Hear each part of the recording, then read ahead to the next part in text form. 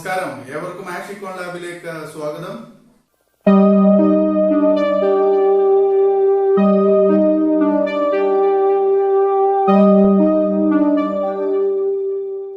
+1 വിദ്യാർത്ഥികൾക്ക് അവരുടെ നിലവിലുള്ള മാർക്ക് മെച്ചപ്പെടുത്തുന്നതിന് വേണ്ടിയാണ് ഇംപ്രൂവ്മെന്റ് അഥവാ സപ്ലിമെന്ററി എക്സാം നടത്തപ്പെടുന്നത്.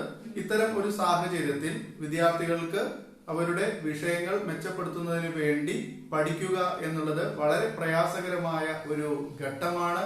ഈ ഘട്ടത്തിൽ ഇക്കണോമിക്സ് ആൻഡ് സ്റ്റാറ്റിസ്റ്റിക്സിൽ ഏറ്റവും കൂടുതൽ മാർക്ക് നേടുന്നതിന് വേണ്ടിയുള്ള വീഡിയോകളാണ് ഇനി മുതൽ നമ്മൾ ആരംഭിക്കാൻ പോകുന്നത്.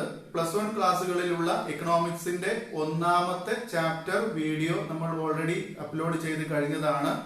കാണാത്തവരായി ആരെങ്കിലും ഉണ്ടെങ്കിൽ അത് നിർബന്ധമായിട്ടും കാണുക. നിങ്ങൾക്ക് പരീക്ഷയ്ക്ക് വളരെയധികം ഉപകാരപ്പെടുന്നതായിരിക്കും. ഇന്ന് നമ്മൾ ഉൾപ്പെടുത്തിയിരിക്കുന്നത് ഇക്കണോമിക്സിന്റെ തന്നെ രണ്ടാമത്തെ ചാപ്റ്ററായ ഇന്ത്യൻ ഇക്കോണമി 1950 to 1990 എന്ന് പറയുന്ന ചാപ്റ്റർ ആണ്.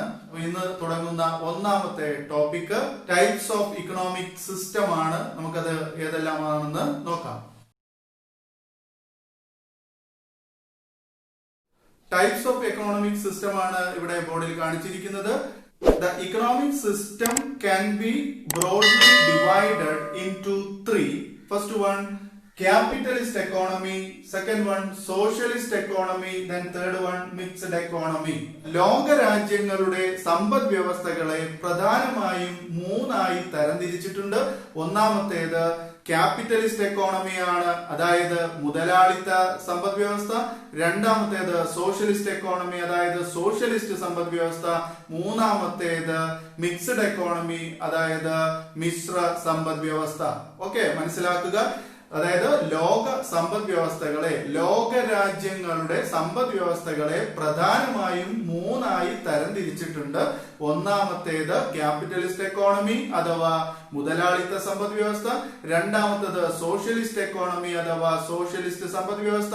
മൂന്നാമത്തേത് മിക്സ്ഡ് എക്കോണമി അഥവാ മിശ്ര സമ്പദ് വ്യവസ്ഥ. The economic system can be broadly divided or classified into 3. First one, capitalist economy. Second one, socialist economy. Third one, mixed economy. Okay, ഇനി നമുക്ക് ഇതിനെ ഒന്ന് വിശാലമായിട്ട് പഠിച്ചു നോക്കാം.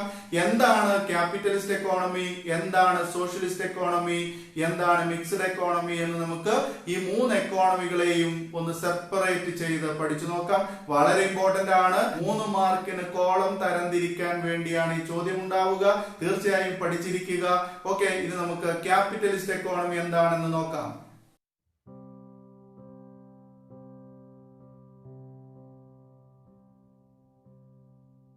Capital economy is an economic system based on private ownership of capital.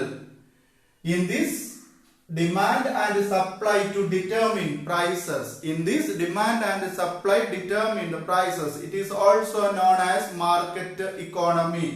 മുതലാളിത്ത സമ്പദ് വ്യവസ്ഥയിൽ സാധന സേവനങ്ങളുടെ ഉടമസ്ഥാവകാശം സ്വകാര്യ സ്ഥാപനങ്ങൾക്കോ വ്യക്തികൾക്കോ ആയിരിക്കും. മുതലാളിത്ത സമ്പദ് വ്യവസ്ഥയിൽ ഉൽപ്പാദിപ്പിക്കപ്പെടുന്ന സാധന സേവനങ്ങളുടെ വില നിശ്ചയിക്കപ്പെടുന്നത് ഡിമാൻഡും സപ്ലൈയും ചേർന്നാണ്. മുതലാളിത്ത സമ്പദ് വ്യവസ്ഥയിൽ ഉൽപ്പാദിപ്പിക്കുന്ന സാധന സേവനങ്ങൾക്ക് വില നിശ്ചയിക്കപ്പെടുന്നത് ആരായിരിക്കും? ഡിമാൻഡ് ആൻഡ് സപ്ലൈ ചേർന്നാണ്.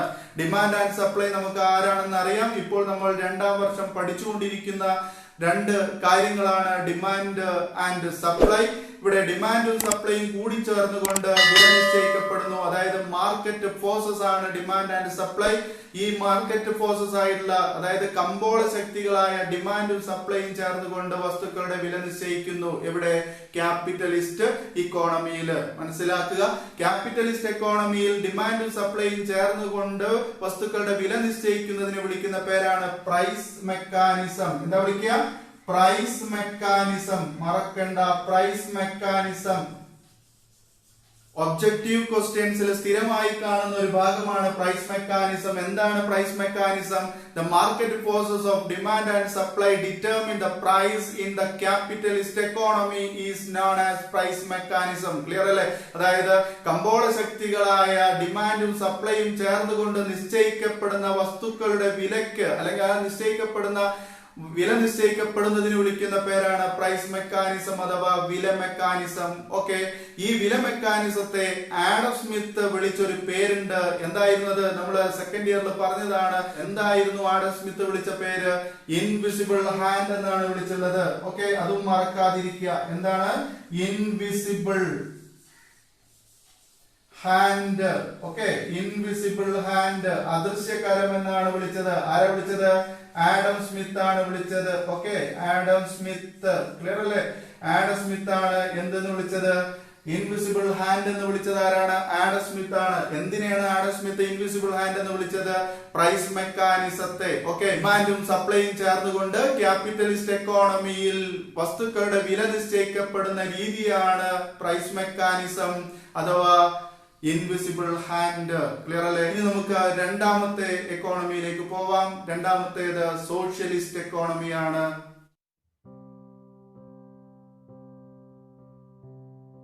രണ്ടാമത്തെ എക്കോണമിയാണ് നമ്മൾ പറയാൻ പോകുന്നത്. രണ്ടാമത്തെ എക്കോണമി സോഷ്യലിസ്റ്റ് എക്കോണമിയാണ്. Socialist economy is an economic system based on state ownership of capital.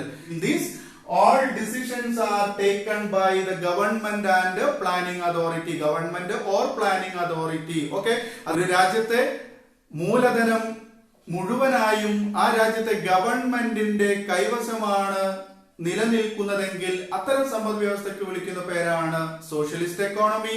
ഇത്തരം സമ്പദ് വ്യവസ്ഥയിൽ എല്ലാത്തരം തീരുമാനങ്ങളും കൈകാര്യം ചെയ്യുന്നത് അല്ലെങ്കിൽ എടുക്കുന്നത് ആ രാജ്യത്തെ ഗവൺമെന്റ് അല്ലെങ്കിൽ പ്ലാനിംഗ് അതോറിറ്റി ആയിരിക്കും. വളരെ സിമ്പിൾ ആയിട്ട് പഠിക്കാം. എന്താണ് സോഷ്യലിസ്റ്റ് എക്കോണമി? ഒരു സമ്പദ് വ്യവസ്ഥയിലുള്ള മുഴുവൻ വസ്തുക്കളുടെയും പൂർണ്ണ അധികാരം ആ രാജ്യത്തെ ഗവൺമെന്റിനോ അല്ലെങ്കിൽ പ്ലാനിംഗ് അതോറിറ്റിയിലോ നിക്ഷിപ്തമായിട്ടുള്ള എക്കോണമിയാണ് സോഷ്യലിസ്റ്റ് എക്കോണമി. ഓക്കെ, ക്ലിയർ അല്ലേ? ഇനി നമുക്ക് മൂന്നാമത്തെ എക്കോണമി നോക്കാം. മൂന്നാമത്തെ എക്കോണമി ഏതായിരുന്നു? മിക്സ്ഡ് എക്കോണമിയാണ്.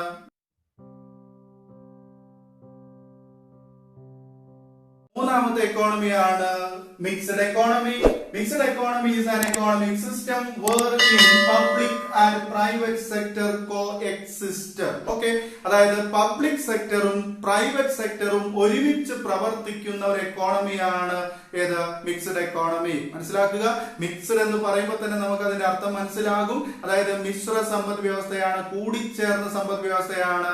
അതായത് ക്യാപിറ്റലിസ്റ്റ് എക്കോണമിയുടെയും സോഷ്യലിസ്റ്റ് എക്കോണമിയുടെയും നല്ല വശങ്ങൾ കൂടിച്ചേർന്നുണ്ടായ എക്കോണമിയാണ് mixed economy. Okay, mixed economy is an economic system wherein public and private sectors coexist. Okay, അതായത് പബ്ലിക് സെക്ടറും പ്രൈവറ്റ് സെക്ടറും ഒരുമിച്ച് പ്രവർത്തിക്കുന്ന അല്ലെങ്കിൽ ഒരുമിച്ച് ചേർന്ന ഒരു എക്കോണമിയാണ് ഏത്? Mixed economy. സ്വാതന്ത്ര്യാനന്തരം ഇന്ത്യ സ്വീകരിച്ചത് മിക്സ്ഡ് എക്കോണമിയാണ്. ഇന്ത്യ ഒരു മിക്സ്ഡ് എക്കോണമിക് കൺട്രിയാണ്. ഓക്കെ, അതായത് ഇന്ത്യയുടെ എക്കോണമി എന്ന് പറയുന്നത് മിക്സ്ഡ് എക്കോണമി ആണെന്ന് അർത്ഥം. ഓക്കെ, അപ്പൊ മനസ്സിലാക്കുക, മൂന്ന് കാര്യങ്ങളാണ് നമ്മൾ ഇന്ന് പഠിച്ചത്. ലോകത്ത് കാണപ്പെടുന്ന മൂന്ന് തരം എക്കോണമികളാണ് നമ്മൾ പറഞ്ഞത്. ഒന്നാമത്തേത് ക്യാപിറ്റലിസ്റ്റ് എക്കോണമി, രണ്ടാമത്തേത് സോഷ്യലിസ്റ്റ് എക്കോണമി, മൂന്നാമത്തേത് മിക്സ്ഡ് എക്കോണമി. നമുക്ക് മൂന്ന് എക്കോണമിക്കും എക്സാമ്പിൾസ് പറയാം. അതായത് capitalist economic example America, Britain, France, Canada പോലുള്ള രാജ്യങ്ങളൊക്കെ ക്യാപിറ്റലിസ്റ്റ് എക്കോണമിക്ക് എക്സാമ്പിൾസ് ആണ്. നേരെ മറിച്ച് സോഷ്യലിസ്റ്റ് എക്കോണമിക്ക് എക്സാമ്പിൾസ് ഏതൊക്കെ പറയാം? ചൈന, ക്യൂബ, വിയറ്റ്നാം, ഓക്കെ തുടങ്ങിയുള്ള രാജ്യങ്ങളൊക്കെ നമുക്ക് സോഷ്യലിസ്റ്റ് എക്കോണമിക്ക് എക്സാമ്പിൾ ആയിട്ട് പറയാം. നേരെ മറിച്ച് മിക്സ്ഡ് എക്കോണമിക്ക് ഏറ്റവും ബെസ്റ്റ് എക്സാമ്പിൾ ഇന്ത്യയാണ്. അതുപോലെ ശ്രീലങ്ക, ബംഗ്ലാദേശ്, പാകിസ്ഥാൻ ഇവരെല്ലാം എന്താണ്? മിക്സ്ഡ് എക്കോണമിക് എക്സാമ്പിൾസ് ആണ്. ഇൻ കേസ് പരീക്ഷയ്ക്ക് എക്സാമ്പിൾസ് ചോദിച്ചാൽ നമുക്ക് അത് പറയാം എന്ന രീതിയിലാണ് എക്സാമ്പിൾസ് പറഞ്ഞിട്ടുള്ളത്. ഈ ഭാഗം നിങ്ങൾക്ക് കോളം തരംതിരിക്കാൻ വേണ്ടിയോ അതല്ലെങ്കിൽ ഒബ്ജക്റ്റീവ് ടൈപ്പ് ക്വസ്റ്റ്യൻസിലോ നിർബന്ധമായും ചോദിക്കും. പഠിച്ചു വെക്കുക.